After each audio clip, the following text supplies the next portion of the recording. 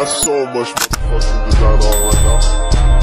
Every time, bring it back, nigga, come out that thing, hold fast, I'm walk with it. Bitches on the line, and you know. Tila nagkaroon ng romantic evening stroll ang rumored couple na sina Kim Chiu at Paulo Avellino sa Vancouver, Canada. Ayon sa isang source, ibinahagi nito ang larawan kung saan makikitang magkasabay naglalakad ang dalawa sa paligid ng Pacific Coliseum, ang venue ng nalalapit na ASAP Vancouver show. Di umano, kuha raw ang larawan kinagabihan ng kanilang pagdating at halatang nag-enjoy lang sina Kim at Paulo sa malamig na simoy ng hangin habang tila nagsisightseeing. Simple lang ang suot ng dalawa pero kapansin-pansin ang relaxed at sweet na aura nila. Sabi ng isang fan, hindi ko mapigilang mapangiti ang cute nilong dalawa, taimik lang silang naglalakad parang eksena sa K-drama.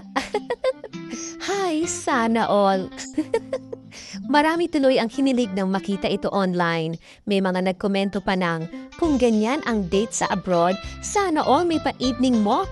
Habang ang iba na may nagsabing, kahit sa malayo, dala pa rin nila yung chemistry nila sa Pilipinas.